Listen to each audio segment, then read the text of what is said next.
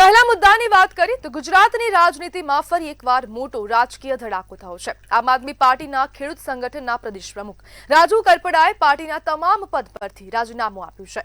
તેમના આ પગલાથી ખાસ કરીને સૌરાષ્ટ્રની રાજનીતિમાં ચર્ચાનો માહોલ ગરમાવશે। અંદર ખારી એવી વાત થઈ રહી છે કે રાજુ કરપડા ગોપાલ ઇટાલિયાથી નારાજ હતા। 3.5 મહિનાના જેલવાસ દરમિયાન તેમને ન તો રાજકીય સહકાર મળ્યો ન કોઈ મુલાકાત। બીજી તરફ વિસાવદર વિધાનસભા ચૂંટણીમાં ગોપાલ ઇટાલિયાની જીત માટે રાજુ કરપડાએ 1.5 મહિના સુધી જોરદાર મહેનત કરી હતી।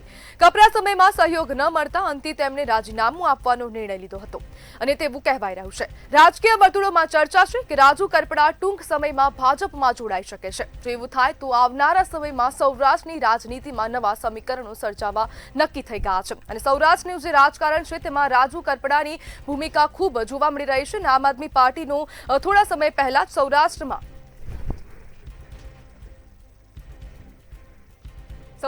ઘણા સમયથી હમણાં જે થોડો સમય છે તે પહેલા જ હવે આમ આદમી પાર્ટીનું હવે વર્ચસ્વ સૌરાષ્ટ્રમાં ખૂબ જોવા મળી રહ્યું છે અને તેના જ કારણે હવે રાજુ કરપડાએ જે રાજીનામું આપ્યું છે તે બાદ હવે નવા સમીકરણો બંધાય તેવી શક્યતા વ્યક્ત કરાઈ રહી છે। રાજુ કરપડા દ્વારા હવે આમ આદમી પાર્ટીના તમામ પદ પરથી રાજીનામું આપી દીધું છે અને રાજકારણમાં નવા સમીકરણો થાય તેવી ચર્ચા પણ જોવા મળી રહી છે અને તેવી પણ ચર્ચાએ વેગ પકડ્યો છે કે કરપડા હવે ભાજપમાં જોડાશે તેવી પણ સંભાવનાઓ વ્યક્ત કરાઈ રહી છે। છેલ્લા ઘણા સમયથી રાજુ કરપડા જેલમાં બંધ હતા અને તેમને જે 4 મહિનાનો જેલવાસ થયો હતો તેમાં તેમને બહાર આવ્યા તે બાદ તેમને તેમના શબ્દોથી કહ્યું છે કે ઇટાલિયાથી તેમને નારાજગી હતી। તેમને પાર્ટી તરફથી કોઈ પણ સહકાર આપવામાં આવ્યો નહોતો અને જે લીગલ ખર્ચ થાય છે તેમાં પણ કરપડાને કોઈએ મદદ નહોતી કરી તેવા પણ આક્ષેપો હવે રાજુ કરપડા દ્વારા કરાઈ રહ્યા હતા અને તેને જ લઈને તેની જ નારાજગીથી તેમને રાજીનામું આપી દીધું છે।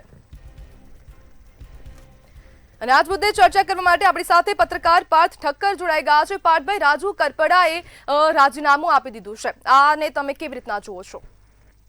હા બેન, આજે જ્યારે રાજુ કરપડાએ રાજીનામું આપ્યું છે ત્યારે એ રાજીનામું તેમની રાજકીય કારકિર્દીને તો ક્યાં લઈ જશે તે ખબર નથી, પરંતુ હવે જ્યારે વિધાનસભાનું સત્ર ટૂંક સમયમાં ચાલુ થઈ રહ્યું છે તેવા સમયે રાજુ કરપડાનું રાજીનામું એક ખૂબ જ એંધાણ આપ પાર્ટી માટે લાવી રહ્યું તેવા એંધાણ વર્તાઈ રહ્યા છે।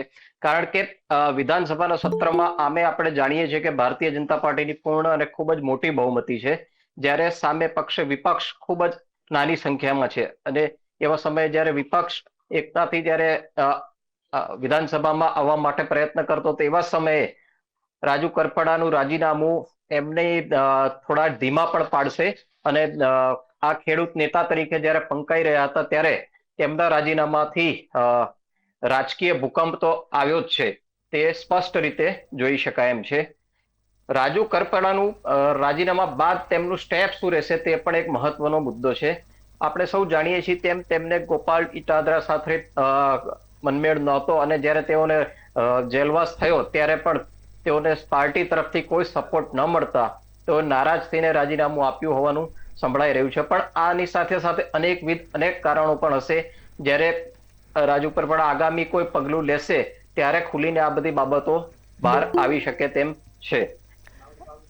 આપણે જાણીએ જેમ કે 2021-22માં રાજુ કરપડાએ આપ પાર્ટીનો ખેસ ધારણ કર્યો અને ત્યારબાદ એઓ વિધાનસભા પણ લડ્યા અને ખૂબ સારી એવી લડત પણ આપી હતી, પરંતુ આજે અચાનક જ આ પ્રકારની ગતિવિધિએ આપ પાર્ટીની ગુજરાતમાં વિકલાંગતાના મોડ ઉપર લાવીને મૂકી દીધી હોય તેવું જણાવી રહ્યું છે। પાર્થભાઈ, જે સૌરાષ્ટ્ર પંથક છે ત્યાં આમ આદમી પાર્ટી દ્વારા ઘણા સમયથી મહેનત કરવામાં આવી રહી હતી અને જે ખેડૂત આંદોલન થયું તે બાદ સૌરાષ્ટ્રમાં આમ આદમી પાર્ટીની પકડ થોડી મજબૂત થઈ ગઈ હતી, તો હવે શું એ પકડ હવે ઢીલી થઈ જશે તેવી શક્યતાઓ છે? બિલકુલ, ખેડૂત આંદોલનમાં રાજુ કરપડા આપણે જાણીએ છીએ તેમ ખૂબ જ પ્રમુખ નેતા તરીકે ઉભરી આવ્યા હતા અને તેઓએ ખૂબ ઉગ્ર ભાષામાં, અને તેઓની ભાષા પણ ખૂબ જ કમાન્ડ છે અને તેઓએ એ આંદોલન કરીને ખેડૂતોને એકત્ર કરીને ખૂબ મોટા પાયે ત્યાં લોકચાહના ઊભી કરી હતી।